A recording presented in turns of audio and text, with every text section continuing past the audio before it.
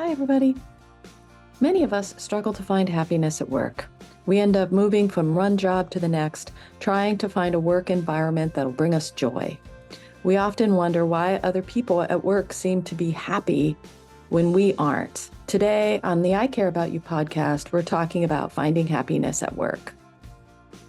I have been in many jobs that I was dissatisfied in. Ultimately, I thought getting a new job was the answer, but I always became disgruntled at every job I had.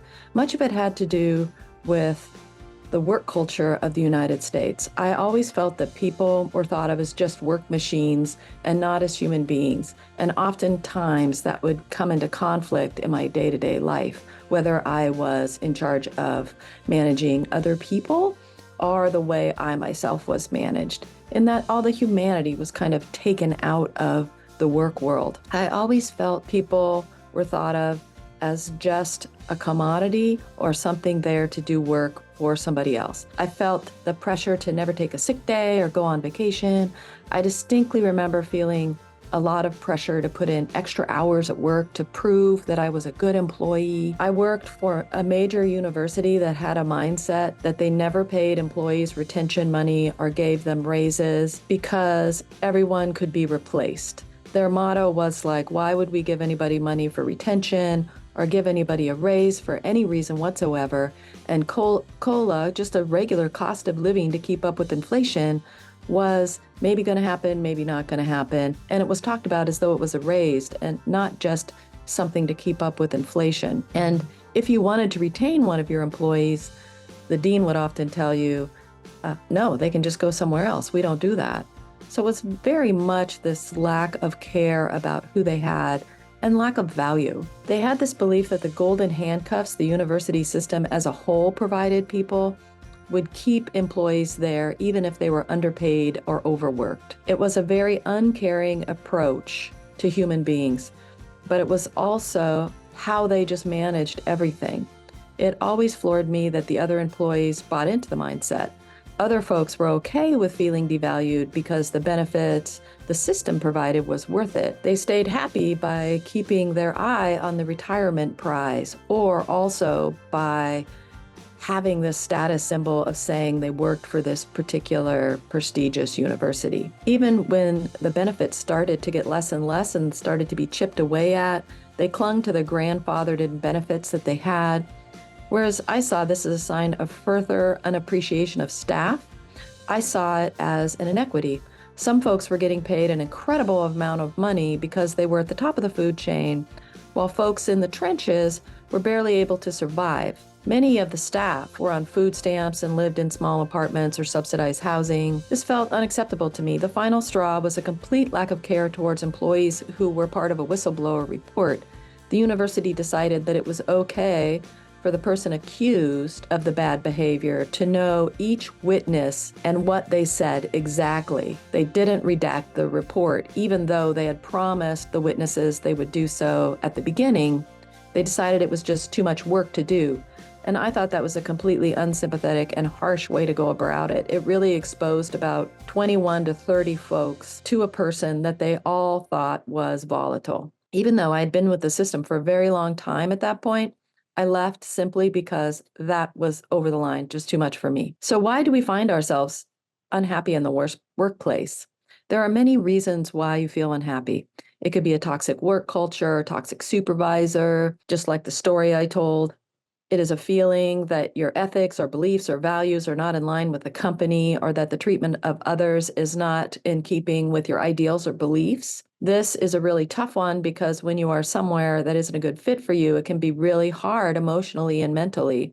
You begin to feel that you are engaging in a work that is not in line with your own values, and that becomes an internal struggle for you because you're asked to do things that you might feel are immoral or unethical, and that leads to guilt and shame. Maybe it's a continual disloyalty of your own beliefs that can lead to negative self-beliefs. Maybe you don't believe in the work you're doing. And again, this can be the company's values are not in line with your own. This is especially common in capitalistic societies like the US. It has become more about money and less about caring for people, the environments, or animals, etc. The money that they need is not in balance with the need to be sustainable and have a balanced life in general. This is the big one. Perhaps you're underpaid. This is huge for a lot of us. Our wages have not kept up with inflation. We talk about cost of living increases not as something necessary due to inflation, but as raises, implying that they are something you should get if the company is doing well and if you are going above and beyond, rather than simply an increase to keep up with inflation and the cost of surviving. Maybe your work is boring. This could be a sign that it's time to move on to another job that's more challenging. Ask yourself if that's really what you're looking for. Do you want a job that challenges you because challenges are part of what makes you feel valued and smart? Is it the value that you have about feeling that you're worthy and valuable? In other words, is that really important to you to feel like you're part of something and you're valued and your knowledge is worth something? Or would you rather have a more routine workload because the things outside of work hold more value to you? Or is the goal of climbing a corporate ladder your expectations or somebody else's expectations? Are you truly climbing a corporate ladder for just yourself, or are you trying to please others? I totally fell into this trap. I wasted so much of my work life trying to live up to the expectations of my parents, my friends, my kids, of everyone. I never thought about what I wanted. I just kept trying to please others and hit these societal bars of what you're supposed to do when you're in the work world. Part of that whole super mom mentality that I think is crap, actually. Maybe your work is too burdensome. Another common feeling that people have. Due to the chronic understaffing and corporate overpromising, many employees feel overburdened. Many companies have downsized employees during hard times, but have never built back up the staffing they had prior to the need to downsize. So the workload is the same, but the amount of people sharing the workload is less. Work we took on during a crisis, such as COVID-19 and others, that we could manage for a short term has become an expectation from the company. And now we are overburdened, overwhelmed, and burnt out. This is not a good place to be. Burnout can make it difficult to even open an email or do basic things from your job because everything has become just too hard. Feeling this way can really impact your self image and can lead to self limiting beliefs, such as, why can't I do this? I'm not as smart as I thought I was. I'm not capable. I can't do this job. I am not good at what I do. I am a failure, and so on. All of these beliefs can come from being overburdened.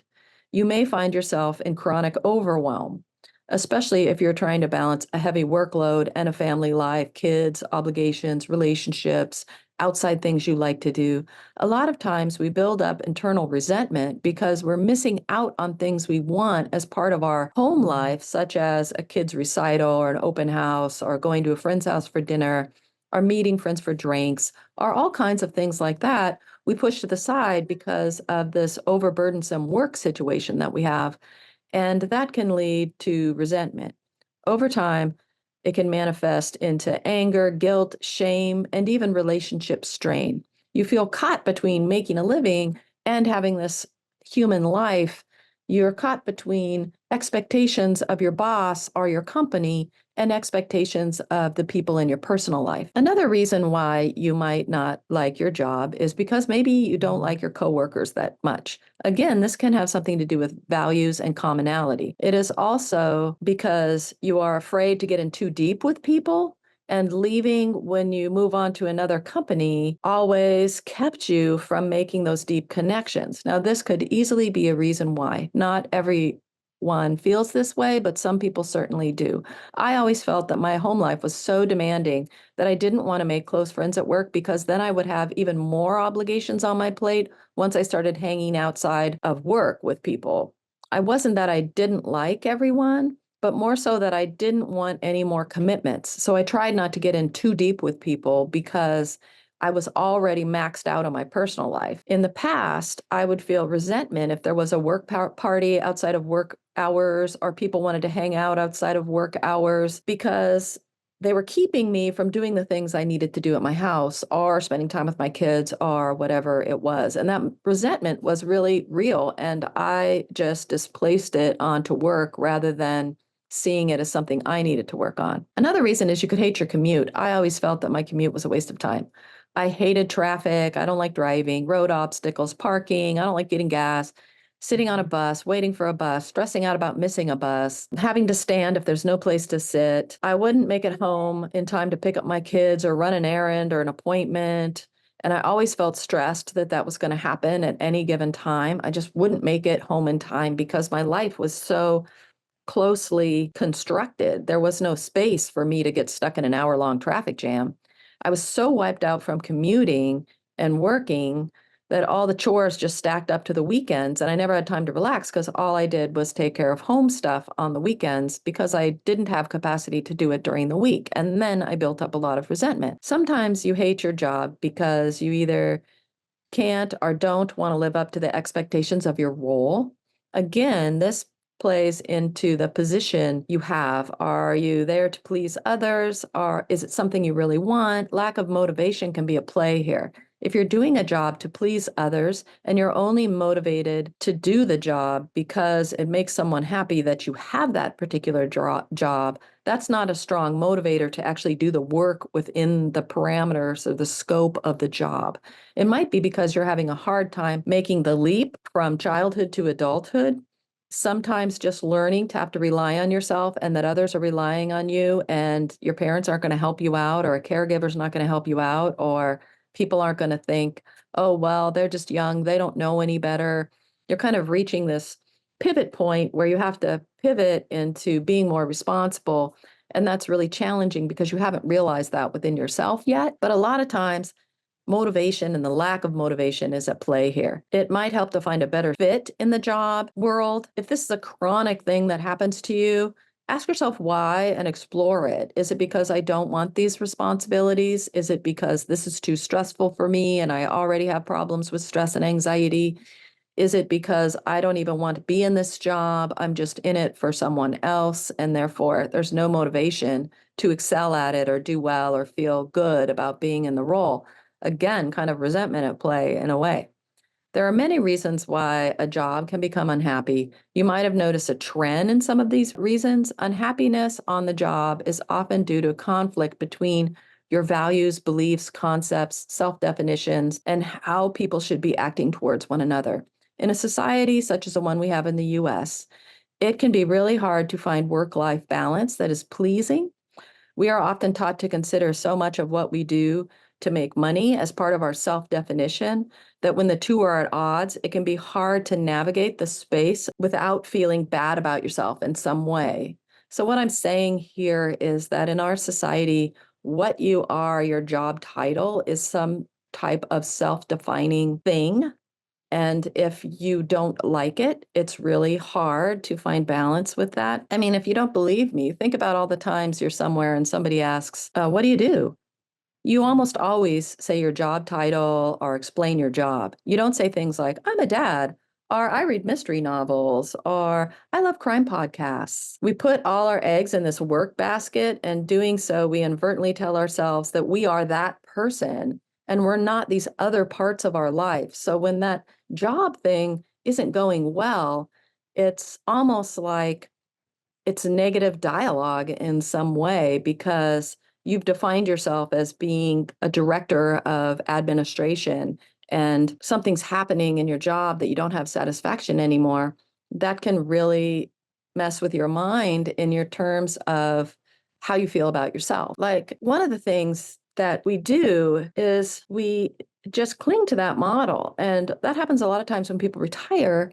They don't know who they are because they're no longer that definition. So what if the opposite were true? What if work was something we did to make money, but it's not how we defined ourselves? It was not through the workday, but through personal time. Would the need for work to be so perfect, be so desperately needed? Would it be easier to deal with if we didn't put so much value on these job titles and what we do to define ourselves as a person?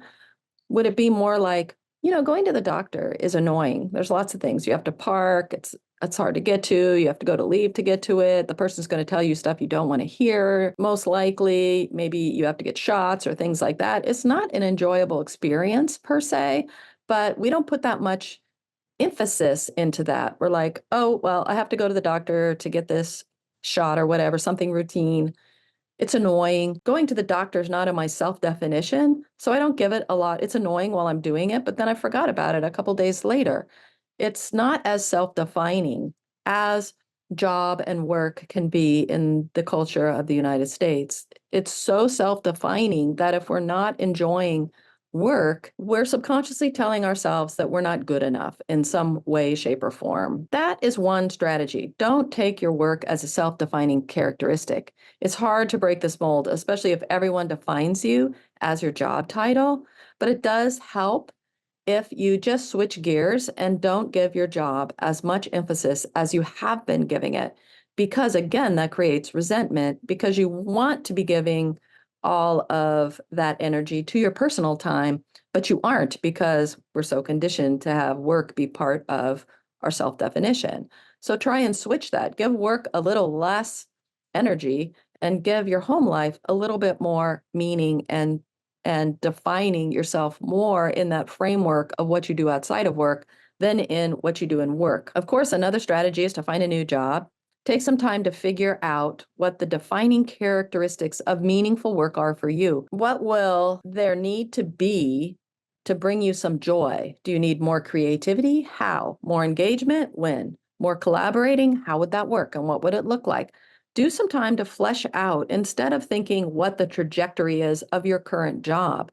Think to yourself, what are the characteristics that define meaningful work for me? What would I enjoy to do? What are things I want more in my job? What jobs have those things? And do I have a skill set for those things? Or how can I switch that trajectory if I found myself in a job trajectory that I don't enjoy at all? Which you shouldn't feel bad if that's something you're finding yourself in, because almost everybody goes through that.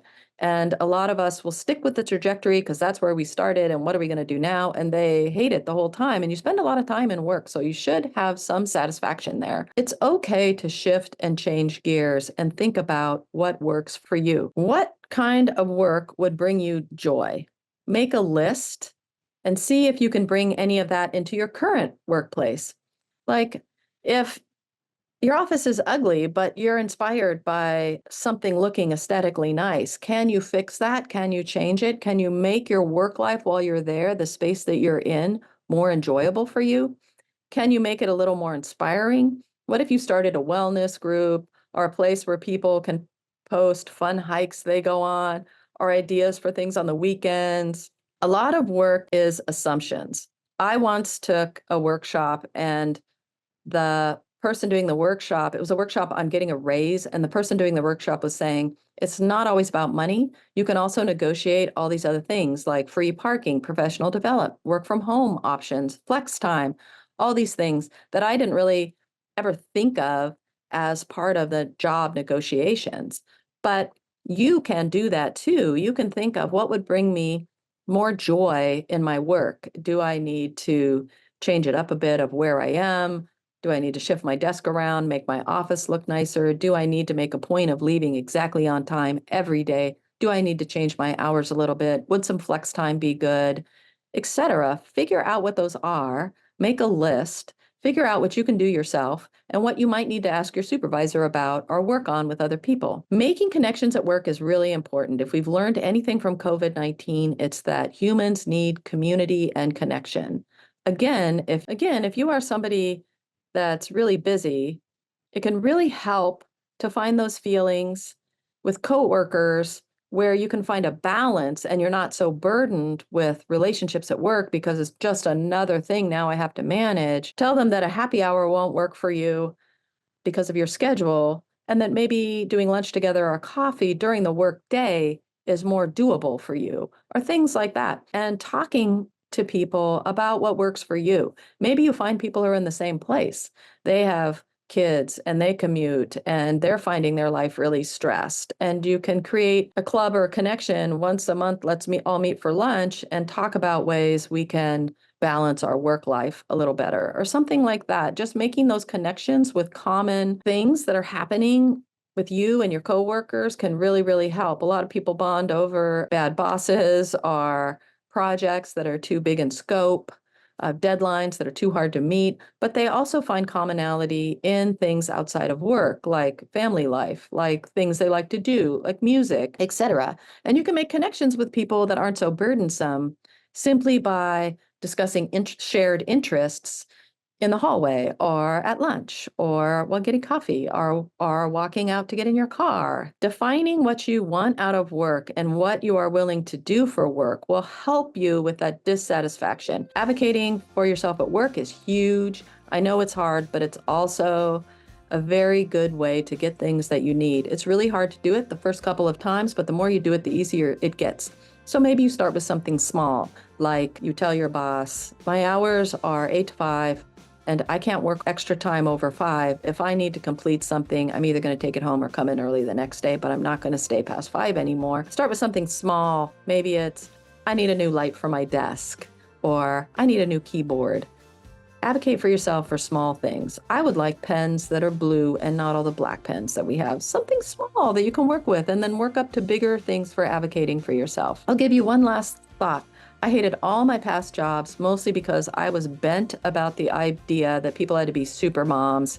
I mentioned this a little bit earlier. You have to be like amazing at your work, your career, your friends, your kids. You have to look cute, be liked by everyone, be knowledgeable about everything that's happening everywhere. You can't not know something. I let the super mom crap become the reason I hated all my jobs.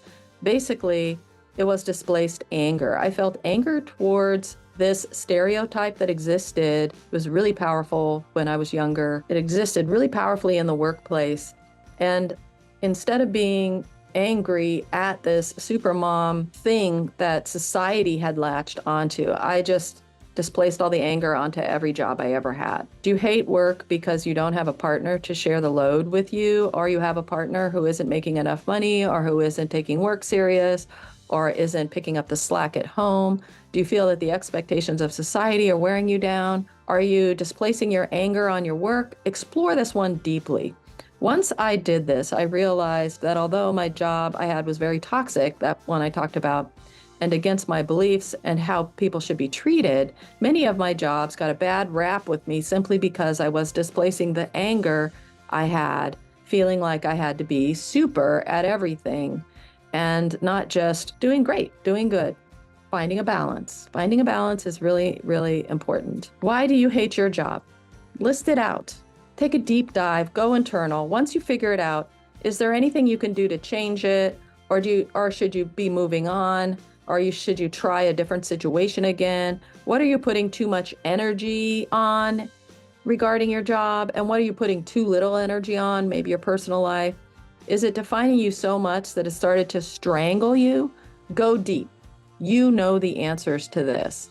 Figure it out. Exactly why do you hate your job? Most of us never stop to do that. We just start hating our job. We displace our anger on something. Maybe it's a boss, maybe it's workload, maybe it's company. And we never go deep and try to figure out, well, what are we really looking for in a job? And what type of balance do we really want to have? And how do we really want to be defined? I certainly didn't want to be defined as an administrator, which is where I spent most of my career. I wanted to be defined as a creative person doing all the things that I do now. So go deep. Figure out these answers for yourself. You know them. You know what they are. And then figure out how to bring a little bit more joy back into the workplace, because you can't leave it. You're stuck there for a while, and you might as well make the best of it. So let me know how it goes. And for now, know that I love you and I support you, and I'll see you in the next one.